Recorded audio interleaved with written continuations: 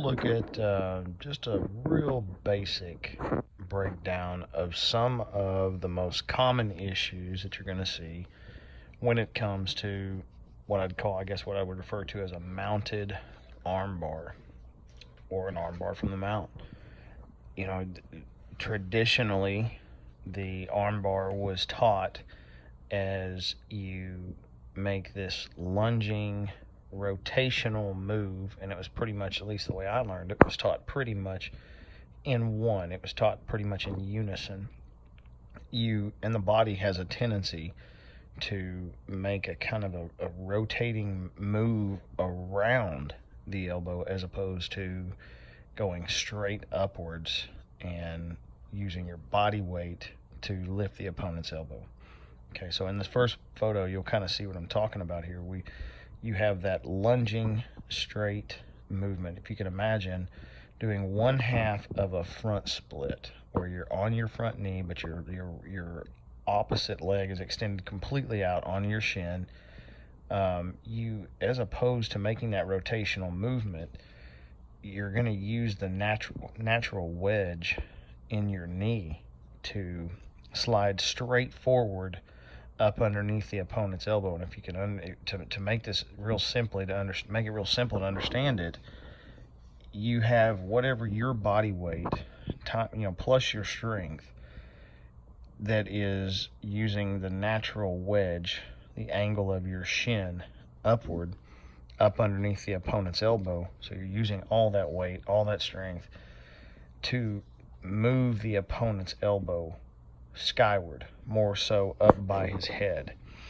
And you can kind of see here in the second photograph, there's then second only to that rotational movement. So what we're trying to accomplish here is make newer or beginner, or even advanced and black belt, this is good for all, because I think this is something that I kind of discovered later on in my tenure as a jiu-jitsu practitioner, is that the rotational movement comes second and subsequent to the first, which is the lunge in a northerly direction straight as opposed to at an angle.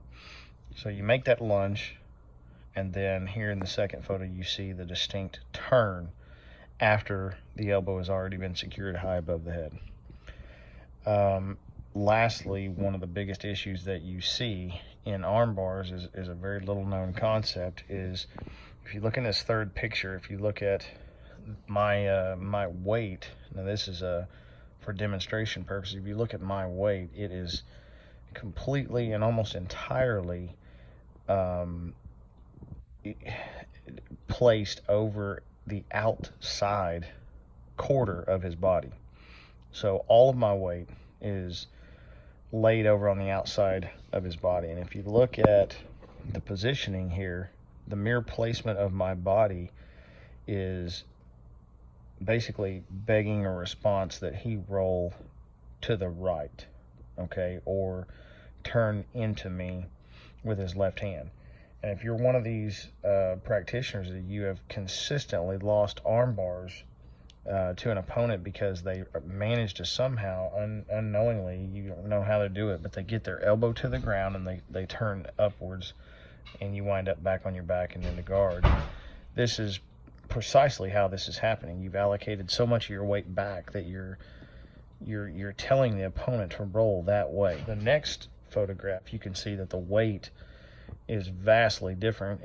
It is distributed more so over the opponent's opposite side, and in doing so, if you look at the mechanics of the body, by leaning forward immediately once you make the S mount and the turn, or the lunge, the turn, and then into the S mount, and you lean forward, the mere fact that you're leaning forward puts the opponent on their side. And you'll notice that the left leg is in a beautiful place to bend the head. Now let's get into that little point right there, which is very, very important. One of the most important aspects of the success of my armbar series. When I discovered that finishing an armbar is really so simple as ensuring that the kickover does not come until the opponent's head is off the ground. Now I'm going to say that again. How many times, you think about that, the success or failure of the armbar is completely, almost completely dependent on whether or not the person's head is up or down, meaning whether their center line is broken or not. Okay, now you can ask yourself, and you go back and you reflect, well, how do you finish arm bars? And I will be willing to bet you that every one of you finish arm bars, or the vast majority of you or that are watching this video finish arm bars, and you kick over while the opponent is laying largely flat on their back with their head down. Now, if you think about this for a moment, and you can go into your next class or open mat or whatever and try this, go to a mounted position and simply just reach down and put your hand under your opponent's head and lift their head up while they're on their back, and tell them to shoulder walk. Okay, frankly, or tell them to move left, move right, put them on their side, tell them to try to drop their shoulder back down. It's not an alien concept. It's completely and entirely revolves around head control. Okay, so if you manage to break the opponent's center line, you take away his leverage and his ability to move in a linear fashion. So if we apply that to an armbar, and you understand that there's the lunge, there's the rotation, then there's the S mount, and you have broken the opponent's center line by lifting his head up, and you're now leaning forward, as we were in the previous picture where all of your weight is distributed over the opposite shoulder. He's now on his side, his head is up, his center line is broken, and we're now going to lean. Before we kick over, we're going to pin the arm to the chest, and we're going to lean forward and away, meaning we're going to lean now across his body and toward his legs. And so if you look at the mechanics of this, the arm is completely extended before the kick over, completely extended. There is no way to pull the arm back in. So many of you, I'm sure you do the layback kick over with their head on the ground, and there's one of two options for the defender. It's either going to be to violently and abruptly yank his elbow down in the vast space that you're giving him, or he's going to roll violently away from you and facilitate a face down arm bar. Okay, so that's really his only two options at that given point. So what we're trying to do here is understand that when we go to finish this arm bar, we are really needing to immediately get our weight over his far shoulder and get him turned at least a 45-degree angle on his away shoulder. And when we go to kick over, we're going to make more of a sweeping motion. We're going to lean forward and to the leg side, getting our weight up off of our butt and across his body, thereby extending his arm. Okay, so these are a couple just very, very small issues that many people who really struggle with being able to hit arm bars, I guarantee you the vast majority of the time they're doing these things wrong repeatedly. So the kick over, making sure that a person has their head elevated slightly, not too much, because if you elevate the head too much, they're inclined to now come up, and you find yourself in another awkward finishing point. So just getting the head elevated up enough to where they can't pull the elbow down and they can't shoulder walk is the key. And we're only talking a few inches. Okay.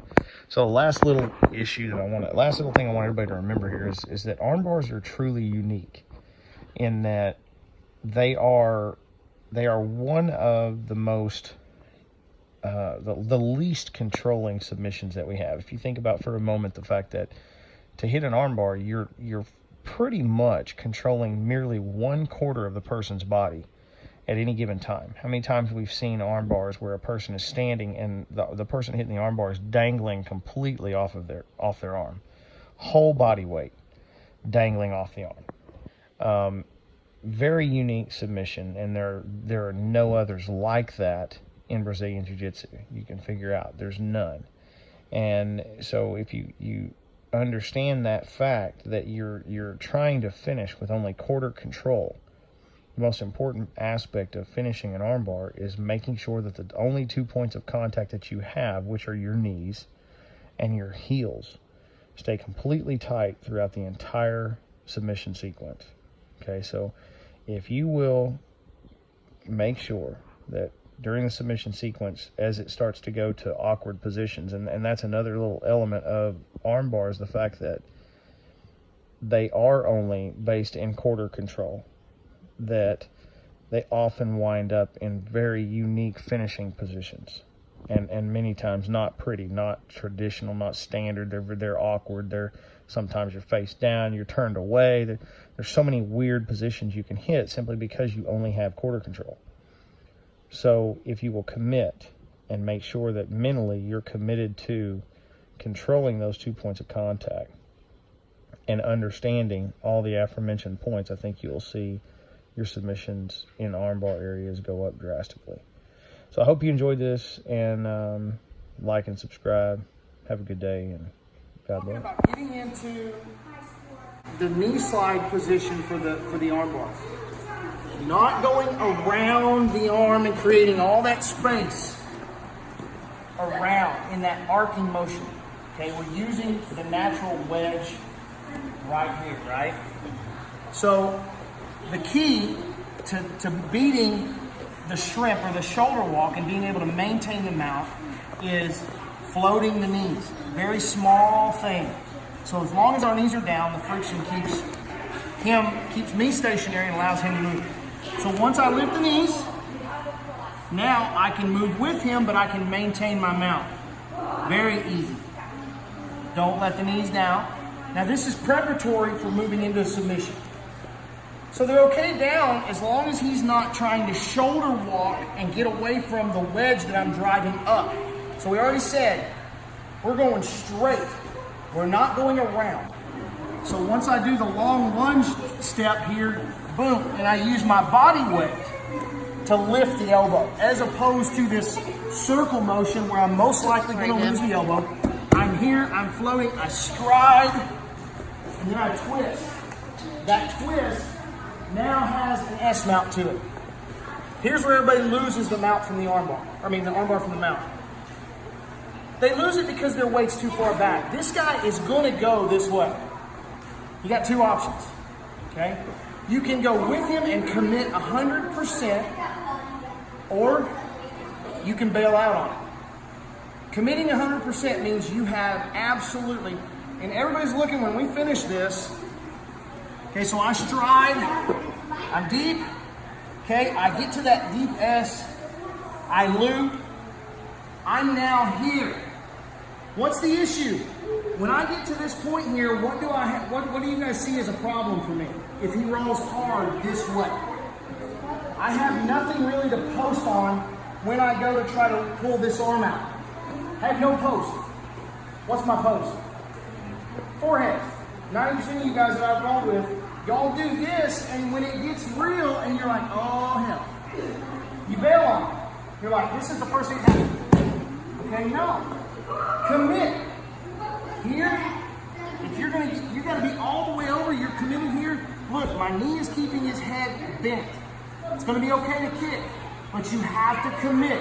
Keeping your weight forward is key. If you let it rock back just a little bit, you lose the arm.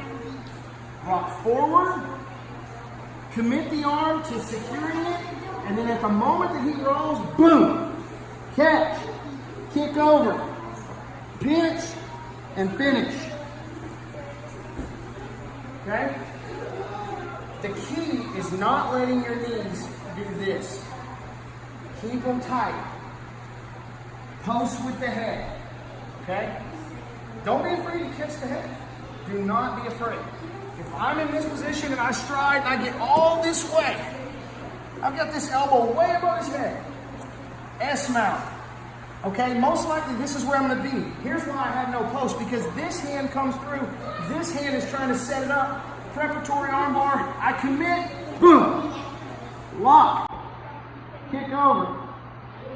Break. Okay? Don't bail on it. If they launch over with the arms, take it. Catch that sucker, lock it up, you still have a post. Your head. Alright? Here we go. 1, 2, 3.